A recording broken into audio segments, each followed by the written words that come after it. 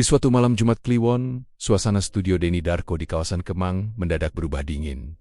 Kamera telah menyala, tapi suasana terasa janggal. Lampu-lampu berkelap-kelip, dan suara kecil seperti orang menangis terdengar dari speaker yang belum diaktifkan.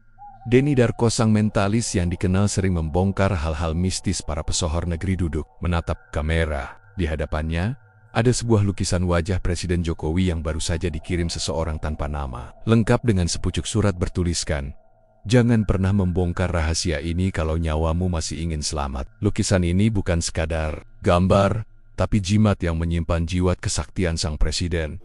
Denny memicingkan mata. Tak ada nama pengirim, tapi ia merasakan ada energi kuat dari balik lukisan itu. Matanya menatap tajam, dan tiba-tiba lukisan Jokowi itu tersenyum sendiri. "Astagfirullah," seru Denny sambil mundur. Tapi lukisan itu tetap memancarkan aura aneh. Bukan aura jahat, tapi juga bukan aura biasa. Denny tahu, ini auranya seorang pemegang pusaka gaib tingkat tinggi. Lalu video pun dimulai.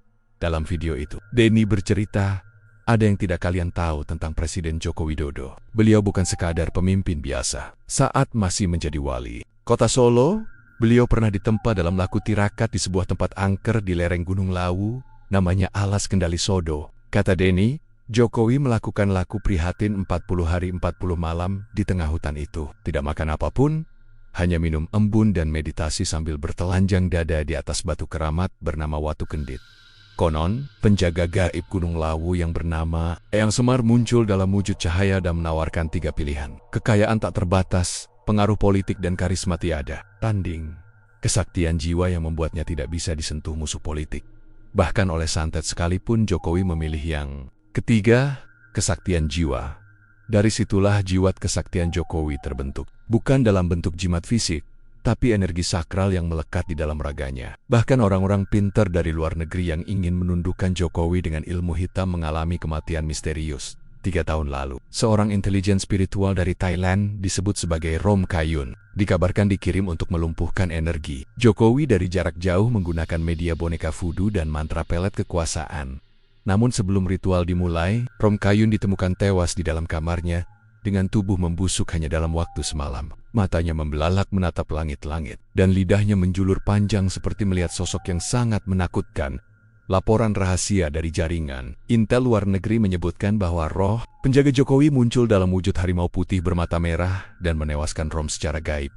"Ini bukan mitos," kata Denny dalam videonya. "Saya mendapat potongan CCTV yang memperlihatkan bayangan macan putih melintas di kaca Hotel Rom sebelum kematiannya." Pada pemilu 2019, sebuah majelis gaib bernama Mahkamah Kegelapan yang berisi para supranaturalis dari berbagai daerah mencoba meruntuhkan Jokowi secara metafisis. Mereka berkumpul di Gunung Tidar yang dikenal sebagai titik poros kekuatan Nusantara untuk melakukan ritual pemisahan takdir. Namun saat ritual mencapai puncaknya, petir menyambar altar ritual tanpa sebab, membakar kitab mantra, dan menyebabkan seorang dukun dari Kalimantan mengalami kebutaan permanen.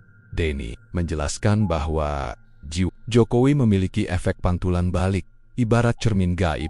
Siapapun yang mencoba menyakiti beliau secara gaib, justru akan dihantam balik oleh energi pusaka leluhur yang bersarang dalam raganya. Banyak yang tak tahu, Jokowi adalah satu-satunya pemimpin yang mewarisi pusaka Bung Karno yang sempat hilang. Sejak tahun 1967, sebuah keris bernama Kiai Sang Mega Asih. Keris ini bukan sembarang pusaka, ia hanya bisa dipakai oleh orang yang benar-benar tulus pada rakyat. Dan jika digunakan oleh orang yang tamak, akan mendatangkan kutukan 7 turunan. Saat keris itu kembali ke tangan Jokowi dalam sebuah mimpi gaib tahun 2005, sosok Bung Karno muncul dan berkata, "Waktu telah tiba, jagalah negeri ini dengan kekuatan yang tidak bisa disentuh oleh bala tentara iblis kekuasaan." Denny menutup video itu dengan kisah terakhir, bahwa seorang asisten paranormal dari rival politik pernah mencoba meletakkan benda kiriman di halaman belakang Istana Negara. Namun, saat malam menjelang, kamera CCTV istana menangkap sosok bayangan hitam berambut api berjalan menuju tempat benda itu dikubur. Keesokan paginya, benda itu hilang, dan asisten paranormal tersebut ditemukan mengalami kelumpuhan dan terus-menerus mengigaukan nama Kanjeng Lembu Sekilan. "Jangan ambil nyawaku, ampun." Penjaga mistik istana menyebutkan, Kanjeng Lembu Sekilan adalah sosok gaib yang menjaga pusaka tertinggi di negeri ini dan hanya muncul untuk pemimpin yang benar-benar diridai leluhur. Nusantara Setelah video itu viral, Denny Darko mengaku mendapat mimpi buruk berhari-hari. Dalam mimpinya, ia berada di tenggo-tengga istana yang kosong. Hanya ada satu suara dari langit. Engkau telah menyibak yang tidak boleh diketahui publik. Berhentilah sebelum waktumu diambil. Tapi Denny tetap percaya. Rakyat harus tahu bahwa ada kekuatan besar yang melindungi Indonesia selama dipimpin oleh orang yang jiwanya suci dan niatnya tulus. Denny Darko kembali merekam video. Tapi kali ini dengan suara pelan dan hati-hati. Ia membuka video dengan satu kalimat yang langsung bikin bulu kuduk berdiri. Jimat kesaktian Presiden Jokowi bukan kalung, bukan cincin, bukan keris, melainkan sebuah benda kecil yang bisa berdetak seperti jantung. Nama jimat, Wiji Sejati. Wiji Sejati adalah bentuk jimat hidup, sebesar biji jengkol, berwarna kehitaman. Namun bila dilihat di bawah cahaya tertentu, akan memantulkan warna emas menyala, seperti bara api. Benda ini bukan buatan manusia, Denny mengatakan. Berdasarkan sumber astral yang ia hubungi melalui mediumisasi, jimat ini adalah manifestasi energi dari pusaka leluhur Nusantara yang telah melebur ke dalam alam ruhani. Jimat ini hidup, berdetak, seolah memiliki denyut jantung sendiri. Wiji Sejati berasal dari tetesan darah seorang Raja Majapahit terakhir yang mati dalam keheningan, yaitu Raden Brawijaya V. Saat raja ini lenyap secara misterius di lereng Gunung Lawu, tubuhnya tidak pernah ditemukan. Dari jejak gaib para empu, diyakini bahwa tetesan darah terakhirnya membeku menjadi satu biji keras seperti benih kehidupan. Biji itulah yang kemudian disebut Wiji Sejati. Namun, hanya pemimpin dengan jiwa putih dan niat mengabdi sepenuhnya yang bisa menemukan dan menyatu dengan jimat itu. Banyak tokoh politik lain yang mencoba mencarinya, tapi justru mendapat kutukan dan kegilaan. Ciri-ciri jimat Wiji Sejati: berdetak seperti jantung, memancarkan bau kemenyan asli meski tak pernah dibakar.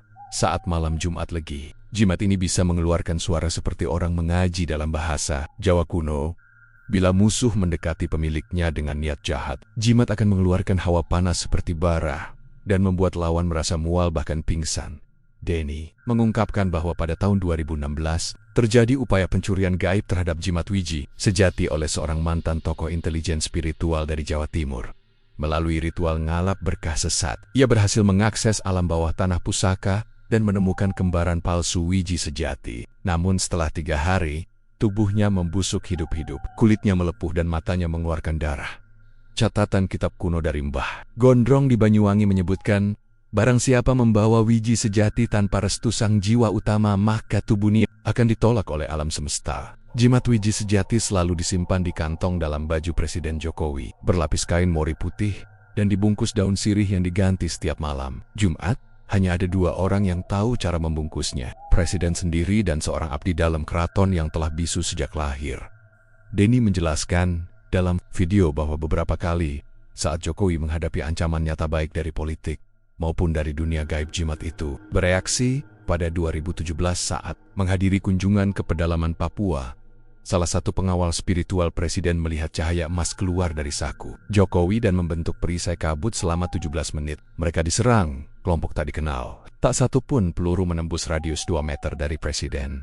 Dalam debat Pilpres 2019, beberapa tokoh spiritual yang ingin menyengat aura Jokowi lewat pandangan metafisis justru kehilangan suara, tersedak. Bahkan ada yang mimisan langsung di lokasi. Dalam penutupan videonya, Denny memperingatkan, jimat ini tidak bisa ditiru. Siapapun yang mencoba membuat replikanya, baik secara spiritual maupun fisik, akan dihantui oleh wujud asli dari Wiji Sejati. Mereka akan didatangi mimpi buruk, melihat kepala terbakar dan mendengar suara gamelan dari neraka. Denny bahwa setelah meneliti jimat ini, ia bermimpi didatangi sosok gaib berjubah putih berwajah pucat yang berkata, jangan pernah mengungkapkan tempat jimat ini disimpan. Jika kau berani, kami yang tak terlihat akan memutar waktu kematianmu. Di malam itu, angin berhembus kencang. Langit di atas istana kepresidenan Yogyakarta tampak gelap, seolah bulan enggan menampakkan dirinya. Tepat jam 0:01, tanggal berganti menuju satu suro penanggalan Jawa yang dianggap sebagai malam sakral, penghubung antara dunia kasat mata dan dunia gaib. Presiden Jokowi tidak berada di Jakarta. Ia tengah menyendiri di sebuah ruang bawah tanah, rahasia di dalam kawasan Istana Yogyakarta. Ruangan ini tidak tercatat dalam denah resmi, hanya segelintir orang yang tahu dan semuanya bersumpah di bawah tombak pusaka kerajaan untuk tidak pernah membocorkannya. ruang bawah tanah itu dikenal sebagai Padepokan Wiji Langit. Disinilah jimat Wiji sejati harus diisi ulang energinya. Sekali dalam setahun, tepat pada malam 1 Suro. Jika tidak, energi pusaka itu akan meredup dan tak mampu lagi memantulkan. Serangan gaib dari lawan-lawan politik berilmu hitam. Padepokan ini gelap, hanya diterangi 7 pelita minyak kelapa tua. Dan bau menyan asli dari alas kendali sodo memenuhi udara. Di tengah ruangan, terdapat lingkaran tanah liat berbentuk bintang bersudut 9. Dengan tulisan aksara Jawa kuno yang hanya bisa dibaca oleh keturunan langsung Empu Gandring. Presiden Jokowi duduk bersila dalam keheningan. Di depannya, jimat Wiji sejati diletakkan di atas kain putih yang sudah dibasuh dengan air dari sumur Jalatunda. Sumur keramat tertua di Jawa lalu mengkula. Sosok abdi dalam tua, berjubah hitam, dengan mata yang selalu tertutup sejak lahir. Ia bernama Ki Penjaga Langit Timur. Satu-satunya manusia yang diizinkan oleh para leluhur untuk memandu ritual ini. Ki Penjaga Langit berbisik lirih, "Nyalakan jiwamu, wahai pemegang pusaka. Wiji sejati tidak butuh penguasa, tapi pelindung semesta." Lalu, Presiden membakar selembar daun lontar bertuliskan mantra Majapahit kuno. Asapnya membumbung ke langit-langit ruangan, membentuk bayangan wajah para leluhur Nusantara, termasuk Bung Karno, Sunan Kalijaga, bahkan Ratu Kidul. Wiji sejati mulai berdetak, semakin cepat, seperti jantung manusia yang sedang ketakutan.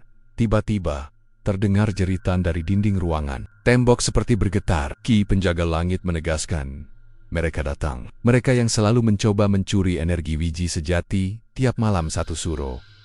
Mereka yang dulu ditolak bumi. Dari dinding, keluar bayangan hitam tinggi dengan mata merah menyala. Tubuhnya diselimuti kabut pekat. Makhluk itu disebut Banyu Lintang, roh dari kerajaan hitam bawah tanah yang haus kekuasaan. Makhluk itu mengaum, "Berikan jimat itu padaku. Kekuasaanku akan sempurna jika aku bisa menyatu dengannya." Presiden tetap duduk diam. Tangannya mencengkeram jimat Wiji sejati. Dan saat Banyu Lintang hendak melompat menerkam, tiba-tiba pelita ketujuh menyala biru terang. Wiji sejati meledakkan cahaya kemasan. Makhluk hitam itu menjerit, terbakar api tak kasat mata yang keluar dari pusaka. Suasana ruangan bergetar. Langit di atas Yogyakarta terdengar menggelegar meski tidak ada petir. Dalam sekejap, makhluk itu hancur, dan jimat berubah warna menjadi lebih terang, seperti kristal magma yang membeku. Ki Penjaga Langit tersenyum. Meski darah keluar dari matanya, ritual selesai. Wiji sejati telah lahir kembali. Negeri ini terlindungi untuk 1 tahun ke depan. Setelah ritual itu, Presiden Jokowi tidak berbicara selama 7 jam penuh. Sebagai bentuk jaga laku dan penyatuan kembali dengan pusaka. Dalam waktu itu, ia hanya minum air kelapa muda dan mendengar gamelan dari kaset tua yang hanya bisa dimainkan sekali dalam setahun. Efek ritual itu sangat besar. Keesokan harinya, beberapa tokoh gaib yang dikenal sebagai musuh negara astral mengalami kesurupan massal, muntah darah, dan beberapa bahkan hilang ingatan total. Baik, kita lanjutkan ke episode 9, di mana jimat Wiji sejati milik Presiden Jokowi mulai melemah. Dan satu-satunya cara untuk memperkuatnya kembali adalah dengan melakukan ritual perkawinan gaib antara Wiji sejati dan pusaka milik Ratu Pantai Selatan, yaitu Mustika Laut Wulung. 2 bulan setelah ritual malam 1 Suro, hal aneh mulai terjadi. Denny Darko menerima laporan dari seorang perantara energi pusaka di Jogja bahwa Wiji sejati mendadak memudar cahayanya, bahkan tidak lagi berdetak secara alami. Denny tahu, ini pertanda bahwa energi pusaka telah tua dan butuh bersatu dengan kekuatan dari arah lain. Ia segera melakukan pemetaan astral dan menemukan jawaban mencengangkan. Jimat itu hanya bisa diperkuat jika dikawinkan secara gaib dengan pusaka perempuan dari selatan Mustika Laut Wulung, milik Ratu Kidul. Beberapa malam setelahnya, Presiden Jokowi bermimpi ia berada di tepi pantai Parangtritis. Lautnya merah darah. Dari dasar ombak, muncul sosok wanita berselendang hijau zamrud bermata emas dan berkulit putih pucat. Ratu Kidul berkata, "Wiji sejati butuh jodohnya. Bawa ia padaku malam Selasa Kliwon. Di antara ombak dan langit, akan kupersatukan kekuatan leluhur Majapahit dan Kerajaan Laut Selatan. Tapi ingat, satu tumbal harus disiapkan." Presiden terbangun dengan tubuh berkeringat, dan jimat Wiji sejati mendadak memanas dalam kantong bajunya. Tanggal 17 Selasa Kliwon, Presiden Jokowi secara diam-diam mengunjungi Parangtritis, hanya ditemani 2 pengawal gaib dan 1 abdi dalam, yang buta huruf. Di bibir pantai, ia berdiri seorang diri tepat pukul 0. langit menjadi gelap total, dan ombak tiba-tiba membuka seperti pintu besar menganga, memperlihatkan lorong air menuju istana bawah laut berwarna hijau tua berkilauan. Denny Darko, yang mengamati dari jarak jauh melalui mediumisasi lilin, menyaksikan tubuh presiden masuk ke dalam laut tanpa basah seperti ditelan kabut suci Presiden Jokowi, melangkah ke dalam aula Istana Laut Selatan. Di sana, ribuan sosok gaib berpakaian kerajaan menundukkan kepala. Di ujung ruangan, Ratu Kidul duduk di singgasananya bersinar seperti bulan purnama, namun memancarkan aura yang bisa membuat manusia biasa pingsan. Di tangannya, ia memegang mustika laut ulung, batu lonjong sebesar telur ayam, berwarna ungu gelap dan mengeluarkan suara nyanyian yang hanya bisa didengar oleh orang yang hatinya suci. Upacara pun dimulai. 2 pusaka wiji sejati dan mustika laut hulung diletakkan dalam tempurung kura-kura raksasa, kemudian dibakar dengan api dari rambut Ratu Kidul sendiri. Api itu tidak membakar, tetapi mencairkan batas antara langit dan laut. Namun, saat prosesi puncak, Ratu Kidul menoleh ke arah presiden dan berkata lirih, namun menggema, "Satu jiwa harus kembali ke laut. Kau tak boleh membawa semua yang kau bawa." Tiba-tiba, salah satu pengawal gaib Presiden Ki Sosro berlutut dengan air mata. "Darah, hamba siap menjadi tumbal. Demi Indonesia tetap dalam lindungan cahaya." Dalam sekejap, tubuhnya terurai menjadi buih dan menghilang di dasar laut. Upacara pun selesai. 2 pusaka itu menyatu, membentuk cahaya keemasan hijau yang melayang ke arah dada presiden dan masuk ke tubuhnya. Wiji sejati telah diperkuat, tapi kini memiliki unsur air dan api sekaligus. Setelah kejadian itu, presiden kembali ke dunia nyata lewat ombak yang tertutup otomatis. Tidak ada satu tetes air pun yang menempel di tubuhnya Denny. Mencatat bahwa Jokowi kini memiliki daya proteksi 2 kali lipat. Tidak hanya dari serangan santet dan energi hitam, tetapi juga dari kutukan politik, rekayasa metafisik, dan tekanan spiritual asing. Aura tubuh presiden berubah warna dari putih emas menjadi hijau terang berlapis perak. Terlihat oleh orang yang memiliki mata batin, musuh-musuh politik yang mencoba menyentuh dimensi gaibnya akan mimpi terperangkap di dalam laut gelap selama 7 malam berturut-turut. Di akhir episode, Denny Darko mendapat pesan dari lilin semedi yang meleleh membentuk aksara Jawa.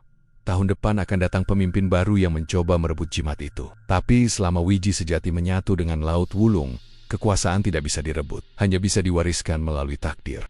3 malam berturut-turut, Presiden Jokowi tidak bisa tidur. Setiap kali menutup mata, ia terjebak dalam mimpi yang selalu sama, berjalan seorang diri di lorong batu yang dingin. Dindingnya penuh darah, dan di ujung lorong itu berdiri sosok, berjubah merah dengan wajah tertutup topeng kayu. Sosok itu hanya berkata satu kalimat, "Aku datang bukan untuk merebut kekuasaanmu, tapi untuk menagih takdir yang telah tertulis sebelum kau lahir." Dan setiap kali Jokowi terbangun, jimat wiji sejati di sakunya terasa lebih dingin, dan denyutnya melambat. Merasa ada yang tak beres, Denny Darko melakukan ritual pembalik bayangan, teknik terlarang untuk menelusuri alam bawah mimpi pemilik jimat gaib. Dalam visualisasi itu, Denny menyaksikan sesuatu yang mengejutkan. Sosok berjubah merah itu bukan manusia, ia bukan pula makhluk astral biasa, tapi entitas purba bernama Putra Balik Takdir, makhluk setengah manusia, setengah bayangan, yang katanya lahir dari darah roja-roja Jawa yang tidak sempat naik tahta. Putra Balik Takdir memiliki tujuan tunggal, mencuri takdir orang-orang besar dan memakainya untuk mengubah sejarah. Makhluk ini hanya muncul setiap 700 tahun, dan menurut kitab kuno negara Kertagama Arwah, ia selalu datang untuk menyusup ke tubuh pemimpin tertinggi negeri, lalu mengganti takdirnya secara paksa. Denny berkata, jika makhluk ini berhasil merebut kendali jiwa Jokowi, maka wiji sejati akan menjadi jimat pemberontakan. Negara akan hancur dari dalam. Tak perlu perang, cukup 1 malam, dan sejarah berubah total. Di malam keempat, presiden bermimpi lagi. Tapi kali ini berbeda. Wiji sejati dalam mimpinya berubah menjadi bentuk keris dan meneteskan darah segar. Dalam mimpi itu, keris itu berkata, dengan suara perempuan, "Aku telah diperkosa takdir. Lindungi aku, atau biarkan aku mati di tangan bayangan." Tiba-tiba, sosok berjubah merah muncul dari balik kabut. Ia tidak lagi memakai topeng. Wajahnya adalah wajah Jokowi sendiri, namun dengan mata hitam kosong dan lidah menjulur panjang ke bawah dada. Sosok itu menyeringai, lalu berkata, "Karena aku adalah kemungkinanmu yang tidak pernah terjadi, dan kini aku akan menjadi kenyataan." Selama mimpi itu, presiden dicekik oleh versi bayangannya sendiri. Nafasnya tersengal. Di dunia nyata, Dokter kepresidenan mencatat tekanan darah beliau naik drastis saat tidur nyaris stroke. Tapi tak ada penyebab medis. Di saat nyawa nyaris putus, cahaya hijau menyala dari dalam dada presiden. Mustika laut Wulung yang sudah menyatu dengan wiji sejati membakar sosok bayangan itu hingga menjerit dan melebur jadi abu. Tapi menghilang, ia berteriak, "Aku akan lahir dari darahmu, dari keturunanmu." Presiden terbangun dan mendapati tangan kirinya berdarah. Denny menyimpulkan, putra balik takdir tidak sepenuhnya musnah. Ia menanam benihnya, dan yang lebih menakutkan, benih itu akan lahir bukan dari musuh, tapi dari darah presiden sendiri. Akan lahir seseorang, mungkin bukan anak kandung, tapi anak takdir dari jimat itu. Entah akan jadi penyelamat atau penghancur. Esok paginya, matahari di langit Jakarta tampak lebih merah dari biasanya. Seekor burung gagak besar terbang rendah di atas istana dan mengeluarkan suara manusia. Takdir akan memutar jarumnya kembali. Pemimpin baru akan lahir dari luka lama. Presiden hanya menatap langit, menggenggam jimatnya yang kini berdetak 2 kali lebih kuat dari biasanya. Ia tahu, perang belum selesai. Untuk mendapatkan kisah selanjutnya, jangan lupa like, komen, dan subscribe.